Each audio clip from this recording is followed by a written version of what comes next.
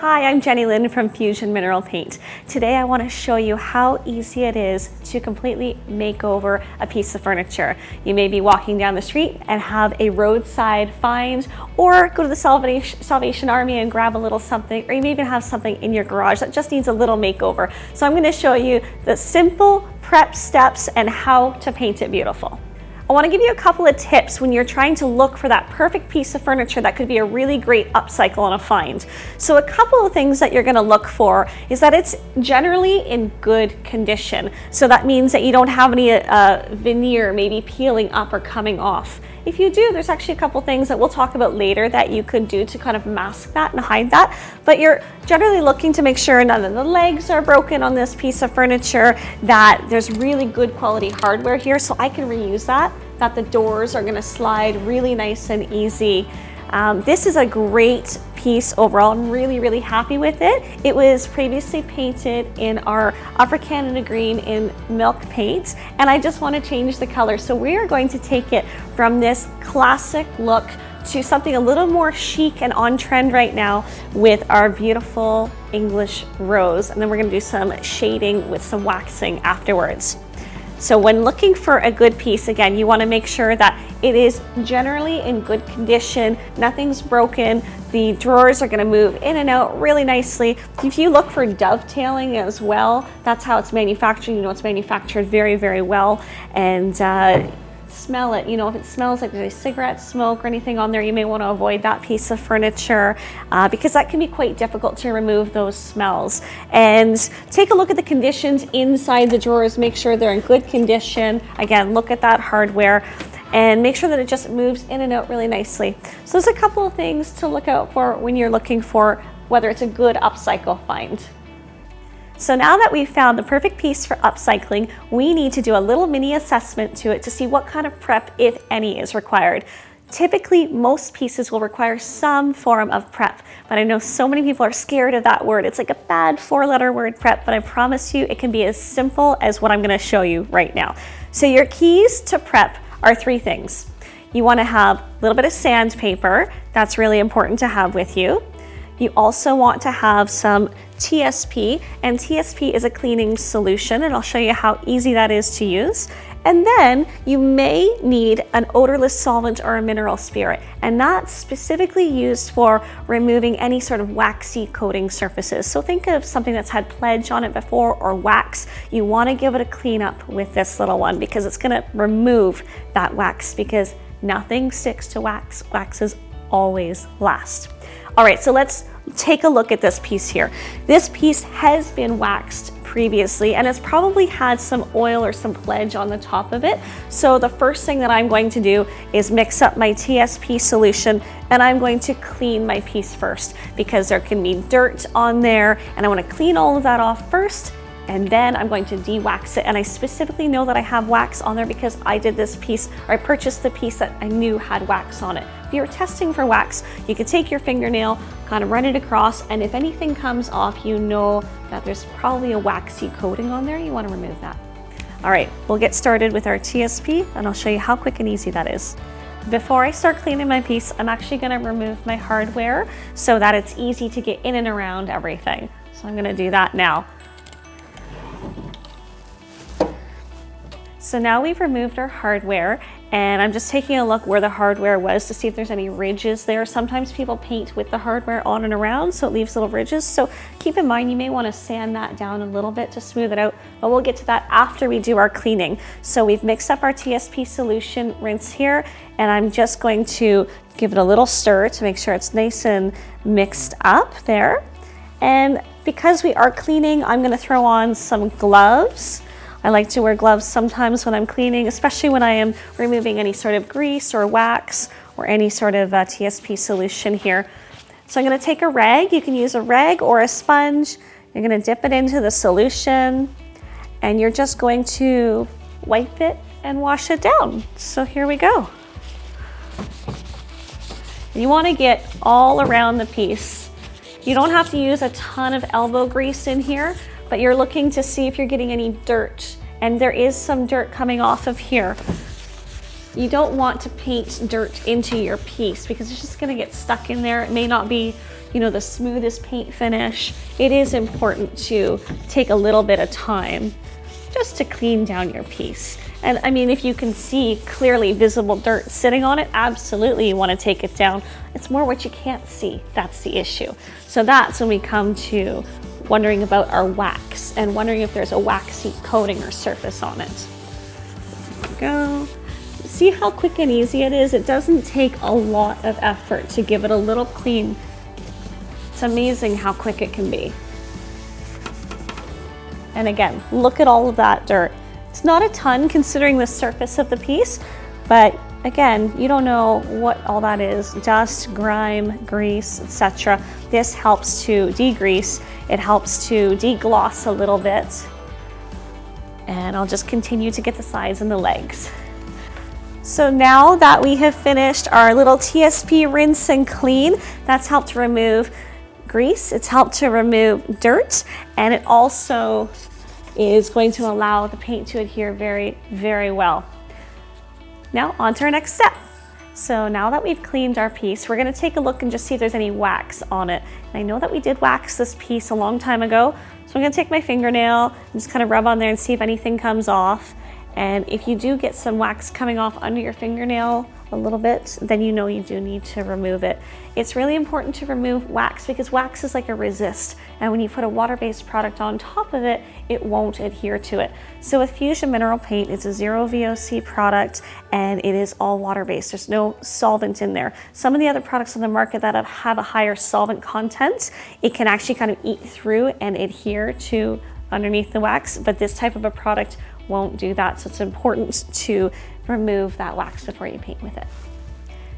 All right, I'm gonna throw on some gloves and I'm gonna grab my odorless solvent. If you can't get odorless solvent, you can also use a mineral spirit. You can grab it at any local hardware store, and it is a magical eraser of wax, which is wonderful. So I'm gonna use my blue shop cloth again. These are from any sort of hardware store. And I'm just gonna put a little bit on the rag there, and you are just basically wiping it down. If you've ever had your nails done before and you've removed nail polish, this is basically the same thing. So you're kind of just doing a really light rub down and removing, again, what you can't see, which is the wax. And it is important to remove if you want to have excellent adhesion of your paint. And you can see some of it coming off. It's a dark wax that was used on here. Be sure that you never use a Varsol. You just want to use a mineral spirit or an odorless solvent. So I'm going to give this whole piece a go with this, and then we'll be set to paint. All right, so I've just finished giving this a wipe down with the odorless solvent, which is a mineral spirit type product, to help remove all the wax that was on there.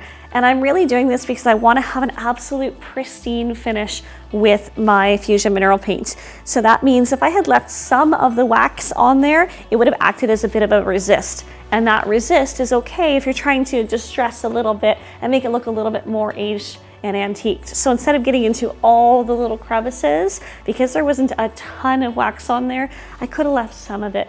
But as a general rule of thumb, we always suggest removing the wax so that your paint will adhere to it really, really well. Choosing the right tools to paint your piece is a key essential part of having an amazing finish. We here at Fusion Mineral Paint love using the Stahlmeister brushes. These are a premium quality synthetic and natural fiber bristle blend. What that means, I know it sounds very fancy, is that you're gonna get the perfect lay down of the paint and it's gonna flow really nicely onto your piece and it's gonna be virtually brush stroke free. The really fine synthetic fibers and the way they taper out means you get a really beautiful smooth finish. And they have a whole range of different types of brushes because depending on what you're painting, you may need a sash brush. The sash brush is perfect for getting into corners, just like this. So perfect for this type of piece, or if you're doing kitchen cabinets, a shaker style, etc., really fabulous. Now we've got the round brush and the oval brush, and these come in all different types of sizes. So look at the size of your piece. you don't want to use a brush that's too small. So for example, probably wouldn't use this one. This is just a little bit too small, but the next size up you can see is considerably larger. What these brushes do, they hold a lot of paint and you can actually paint your piece very, very quickly. Now, a great way to hold your brush is actually on the ferrule. You don't want to hold it here because it's really going to hurt your wrist, and it's going to, after an hour or two of painting, really going to start to hurt. So it's important to get a brush that's really great, and depending on how you use it, it's crucial. So we're going to start painting this piece, and I'm going to show you exactly how to hold your brush to get a brush stroke free finish using these beautiful Stylmeester brushes. And you can also use a roller as well. So if you're a little bit scared of using a brush, we also have these amazing microfiber rollers. So I usually recommend these when you have a large flat area to work on. There is quite a lot of flat area here and on the sides, so we're definitely going to use it on the sides. I typically recommend this for your first coat and do your second coat with a brush, just to give it a nice brushed finish. I love a brush stroke finish. It's really beautiful.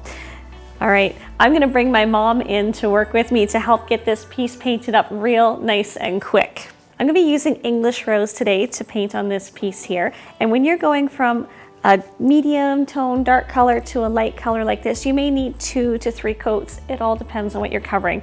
I'm aiming for 2 coats today, so we'll see how that goes. But you want to give this a good shake. And the reason you want to shake it is because some of the ingredients that are here settle to the bottom, and those are the heavier ingredients that really give you excellent coverage. So make sure you give it a nice good shake. You could also stir it with a paint stick, and then you can get ready to go. So I'm going to start off using the oval 45 brush, and when you dip your paint in, you don't need to put it in much more than there. Okay, too much paint on the brush is not a good idea. I'm gonna set this here, and let's get started.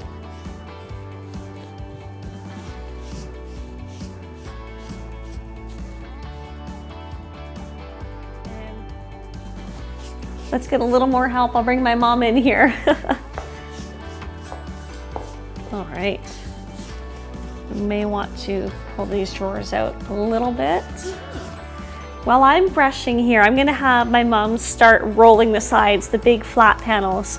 So take a little dip. Why don't you throw some paint in the paint tray, and you can start rolling with the microfiber roller. What I like about the microfiber rollers is that they are beautiful to lay on a beautiful flat coverage. You don't get any brush strokes. If you've ever struggled with brush strokes before, try the roller. It's very, very helpful. Now for your first coat, you're not gonna get full solid coverage, and that is to be expected. So it's better to put 2 thin coats on rather than 1 thick coat. And when you apply the paint, you don't want to keep going back and forth over this. So I've painted this, I'm not going to touch it again. I'm just going to keep going. The more you go back and forth, you're actually going to start to create texture, because as the paint starts to dry and you pull back over it, it's already starting to harden and cure. That texture is happening because you're disrupting its curing process. And I'm going to use that nice little small brush that we were talking about before. Many different brushes for many different reasons. I'm gonna give this a little go. When you're using a new brush, you just wanna get a little fan out, and you wanna make sure there's no bristles that are coming loose from it. So make sure you give that a little go every time when you start with a new brush. And this brush is perfect for getting into the details up here. If you wanted to, you could put a little bit of painter's tape up here if you were worried about hitting it, but having the right tools makes it really easy to get such a nice finish. So while Loree is working on the microfiber roller there, wow, look at how quick that is. So while I've done this little tiny corner over there, the microfiber roller has done the whole side. Yes, and I'm not usually a slow painter, so I'm feeling a little bit sluggish. I'll hop on over here and do this side. So I'll get the corners up here, and then Loree, you can do the flat portions there. Sound good?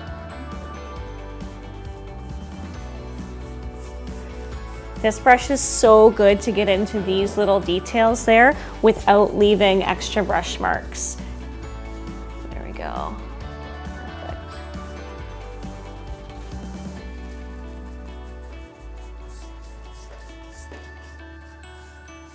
And this is the part where you put on some music and you have fun painting.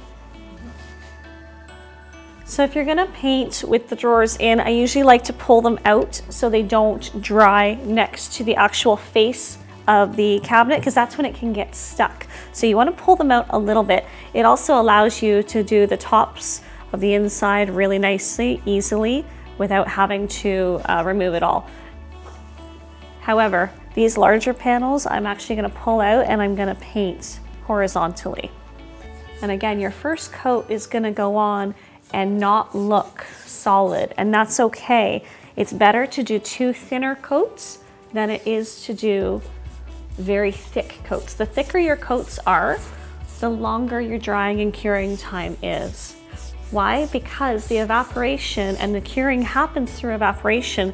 Just think, the more layers of water that you have on there, every coat of paint, and the thicker that it is, it just means it's gonna take longer for it to cure. And you may want to flip over to the oval brush when you're doing this bigger section here, and that would help save a bit of time. All right, so if you are using multiple brushes and you're hopping back and forth between them, keep a damp rag near you, because you want to put that damp rag around the brush so that the paint doesn't start to dry onto your brush. So that's just a little tip right there. Keep a wet, damp rag with you all the time.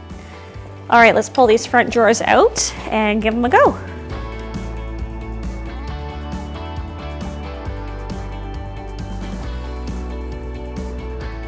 So while my mom continues to paint, I want to show you a couple of quick tips on how to get a perfect, flawless, brushstroke-free finish. And I think that is the #1 question that we get is, how do I not get brushstrokes in my paint finish?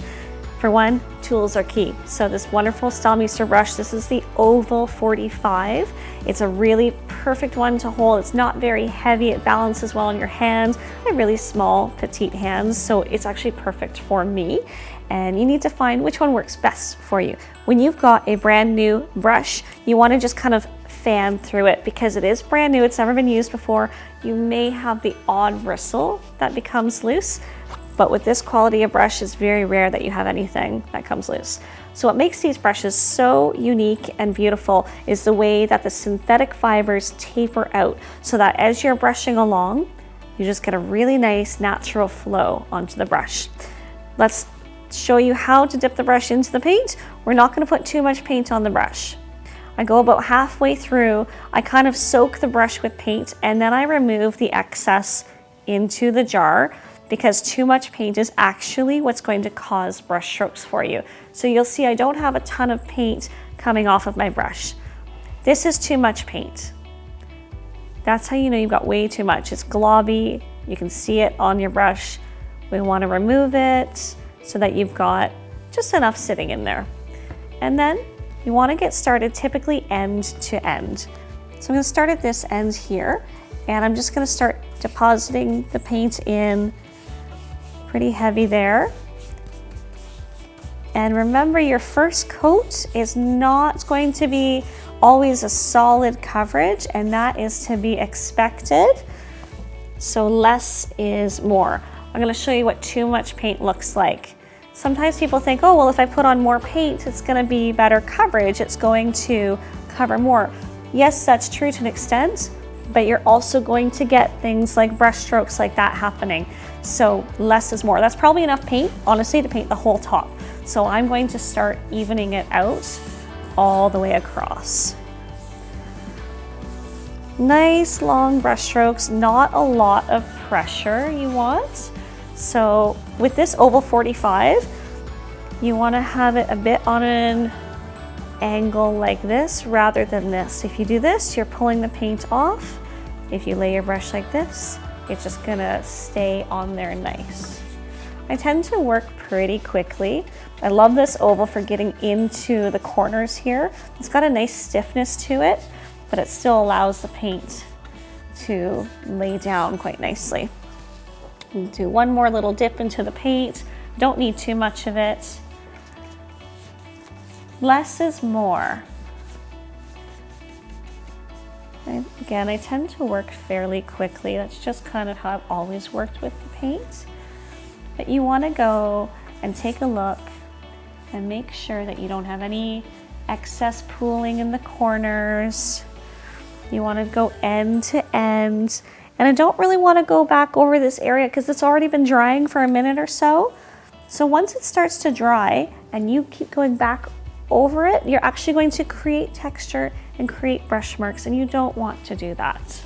So we're just going to let that sit. I'm just going to finish up this edge over here. One more little dip into the paint. And we want to let it dry typically a couple of hours between coats. You can get away with it as long as you have a really nice sound surface. That means cleaned, no wax on it, and it's a fairly matte surface. Then you could probably get away with between about 2 hours between coats, and you don't have to wait 12 hours, but 12 hours is optimum if you've got a piece that you're painting and it's exceptionally shiny. It doesn't have a lot to adhere to on a super shiny surface, so the longer you allow the coats to dry in between, the better the adhesion is going to be on that kind of very difficult surface to paint. So there you go, we'll have that dry for a little bit of time, and then we'll put our second coat on. I see a little bit of paint right there. I'm just gonna take that. You always want to take a look, and just make sure you don't have any runs or anything happening. And that is how you can achieve a flawless brushstroke free finish. We'll get back and do a second coat shortly. So we've applied one coat so far, and I can still see through just a little bit, so I'm going to do a second coat. 2 thin coats is always better than 1 thick coat because you get a really nice smooth brushstroke free finish that way. And I'm going to paint with my Stylmeister brush here, my 45. And I'm just going to show you what 2 coats looks like. Sometimes you hit a moment where you're absolutely terrified, especially when you're doing sort of a light color over a dark color, especially say whites or off-whites, because that color that's underneath really comes through sometimes. So your first coat is always kind of scary. You look at it, you say, oh my goodness, I can see through it. It's going to take so many coats. It actually doesn't. That second coat is pretty incredible with how much coverage you get from it. All right, so I'm going to flip this up in a second and just show you what a second coat looks like. I don't typically like to stop in the middle, so I'm not going to do this for too long, but I'll flip it up and you can see what the second coat looks like compared to the first coat. Put this right here. So there we have it. The second coat is pretty much a solid opaque coverage. Very, very happy with that. And this was the first coat over top of the medium tone green. Really excellent coverage, really happy there as well. If this was your second coat, you may need a third. But with this, I'm gonna be able to just do 2 coats and we'll be done. Off we go. So you may see over here, I have a little bit of a wet rag system going on there. And what that means is I'm not allowing my brushes to dry or any of my applicator tools to dry. So all I've done is put a damp wet rag over top of my paint tray with my paint roller inside and any brushes that I'm using. And I just interchange as I'm working with them so the paint isn't drying on them. And it's a really great way to just keep them fresh. While the rest of the cabinet is drying, we're going to focus on the top. So after cleaning the top, I've noticed that there's some old paint that's actually embedded in the wood fibers, and I want to remove that because it's going to inhibit the stain that we're coming along with after from penetrating into the fiber there. So taking the sandpaper and just very little pressure, just enough to remove the paint. And that's pretty much all you need. It's coming right off. Remove the dust. Now, because this has been sanded just a little bit more than any of the rest has been sanded, you want to make sure that it's an even substrate, especially coming along with the stain and finishing oil, because you want it to absorb into the wood fibers equally to give you an equal or a consistent look. So what I'm going to do now is just give it a very light sanding and then remove the dust. It's going to be basically the same pressure as what I've done over here.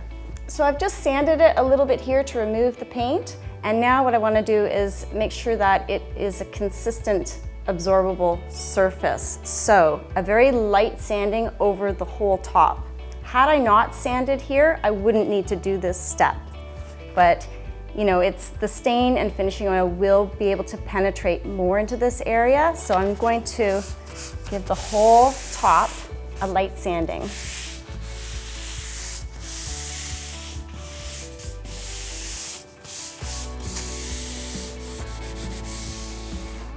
And that's pretty light. At this point, you want to just remove the dust. And I've just got a rag here for that. So the dust has been removed from my very light sanding, and I'm left with this beautiful smooth maple wood. I'm going to be using our stain and finishing oil on it just to make it darker than what it is right now. This is the color Cappuccino, and this is a pigmented finishing oil. There isn't any urethane in it, but there is a proprietary resin which makes it ultra durable. So one coat is all I'm going to need for this surface. There's a lot of pigments in here and they tend to settle at the bottom. So you want to give it a good shake prior to opening it. And with one of these little handy dandy can openers, because there is quite a little lip here and it's there on purpose just to keep a really good seal for transit. Okay, so opening up the can. Taking your stir stick, you want to reach down to the very bottom because that's where the pigment is and the sediment. All the oils go to the top and the sediment and the coloring goes to the bottom. So giving it a really good stir. You can actually see a little bit at the bottom of this stick. So you have to make sure it's a very uniform mixture. There's dryers, there's oils, there's a little bit of a resin and those pigments, and they have to be 100% mixed throughout. Okay, I'm happy with that. So, small brush, just removing the excess. All right, now I'm just gonna willy-nilly slap it on because what I want to do is to make sure that this wood absorbs as much as it possibly can. So you want to oversaturate the surface. The stain and finishing oil, it has an odorless mineral spirit in there, and it doesn't have that really stinky, irritating, solventy aroma that a lot of other products have. So you can use this indoors, although it's always nice to crack open a window.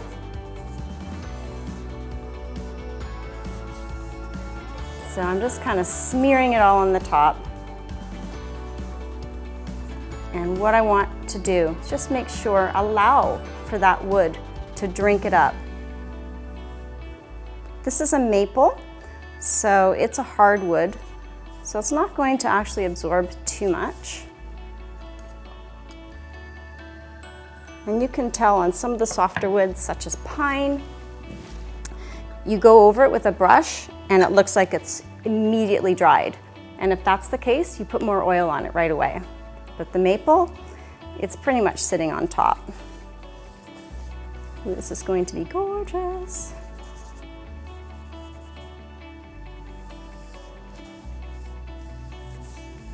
If you wanted to add more protection onto this particular project, we do have a natural color where it's only the oils and the resin.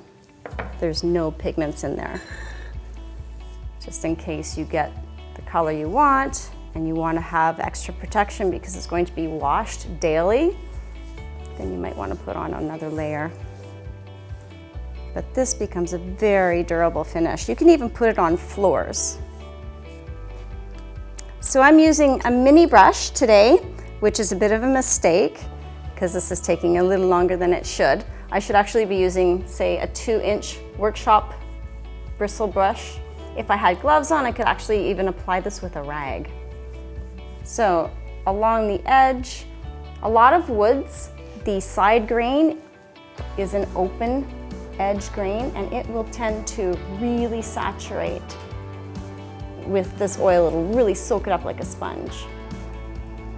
And be very careful. This is very thin, so you don't want it to drip onto your newly painted surface. Now you can see how here and there it's starting to soak in a bit. You're going to be removing all the excess stain and finishing oil shortly, and then you allow it to dry for about 8 hours before putting on another coat or a coat of the natural. All right, so I have oversaturated my wood finish with the stain and finishing oil in the color Cappuccino. And right now, the wood is just soaking in as much as it possibly can. Everything sitting on top now at this point means that it's saturated. So I'm going to be removing the excess with these gloved hands, and what is normally used as an applicator, I'm going to be using it as a remover of the excess oil. Oops. So you want to make sure that you're applying even pressure. So as I lay it down and run it across, I'm going to be taking up any excess oil, but it's very important, even pressure.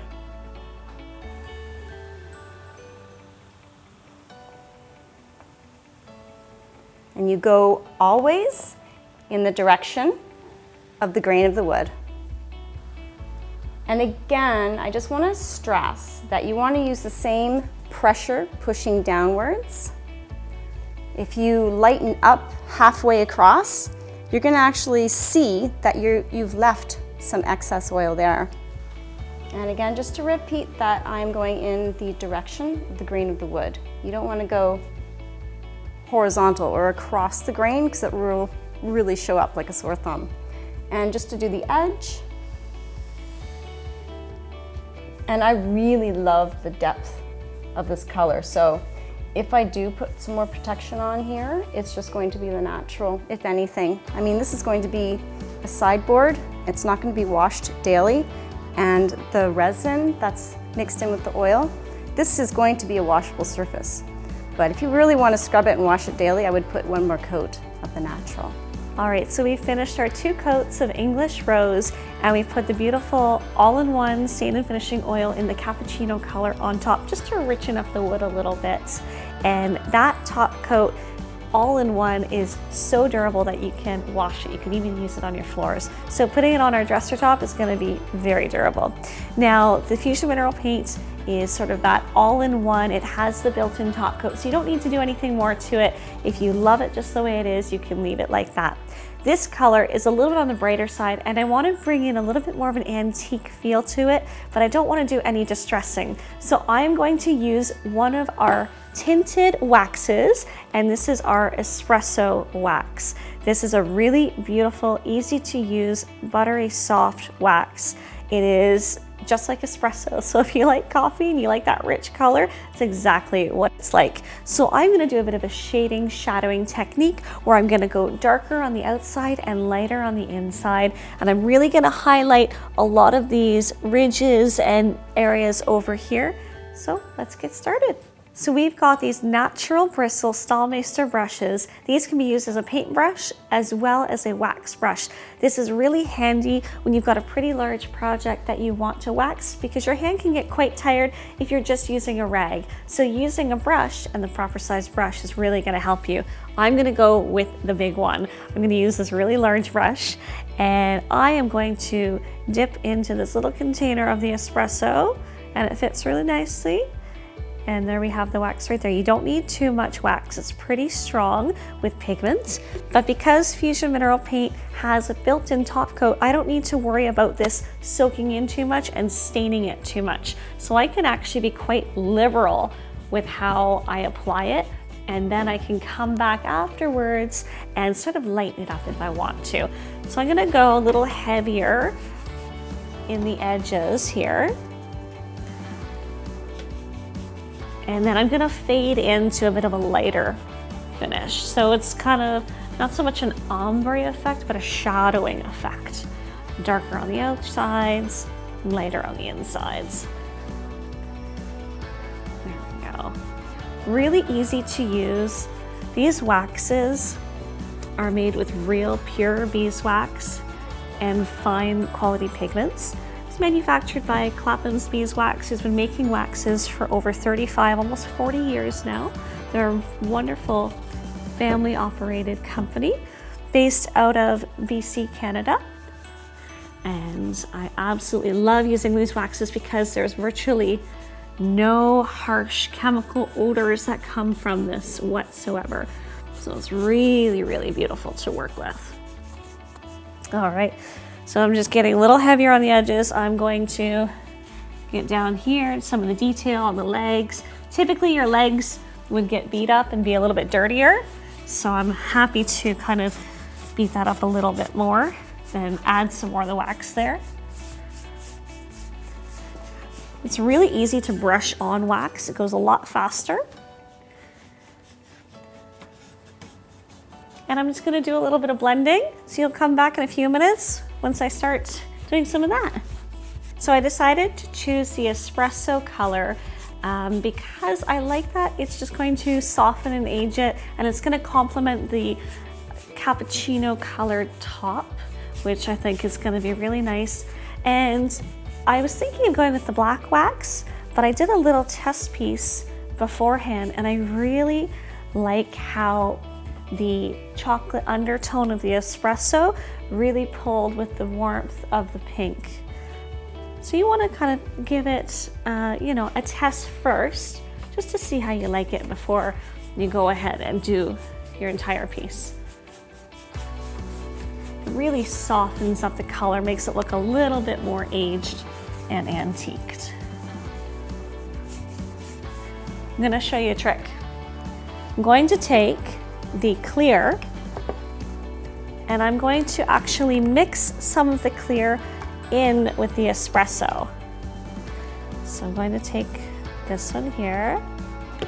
I'm going to use the lid and take a little bit of espresso, and I'm going to blend the two together to kind of make my own lighter color. So I take the two of those, I'm just going to blend them, and now I can use this sort of in the middle as a lighter version of the color. Even though it's going on a little heavier, it's because I'm applying it a little heavier. But once I come and buff it, it'll actually be lighter. It's just a way to lighten up your color. I think I'll do the sides now. So I'll take the dark color again and hop over to the sides.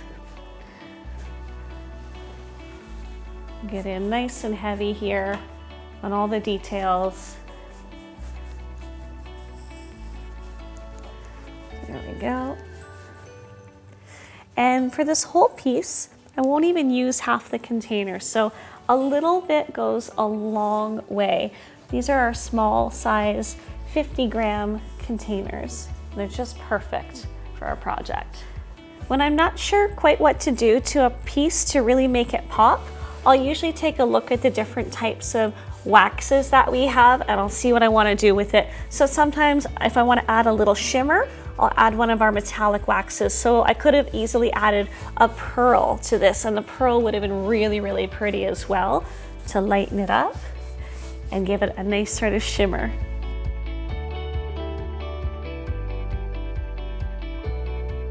I've just finished applying my espresso wax, heavier on the outside, and then I did a blend of the clear and espresso and kind of mix that sort of in the middle. I'm going for more of a shadow shaded effect, and you can custom mix your waxes by adding a little bit of clear just to kind of dull down the intensity of them. Now I'm going to take my blue shot cloth and I'm going to start buffing. So with wax, you have a long open time. This can sit here for a couple of hours, and you don't have to worry about it like ruining your wood or deepening it too much. So when you come back to buff, you literally just take a cloth and you just start buffing. And the more pressure you apply, the more that will come off. So I want to apply more pressure in the middle because I want it to be a lighter color. and I want to keep the outer parts darker, so I won't apply as much pressure in these areas here. And I may come back after and look at it and say, hey, I want to make it a little darker, so I'll add a little bit more wax. You kind of want to just step back and take a look and see visually how it is to your eye and what your appeal is. It's pretty straightforward to buff. You just remove the excess. And this really just gives it a beautiful, soft luster of a finish. And because we're using a tinted pigmented wax, it's also just ever so slightly changing the sheen of it.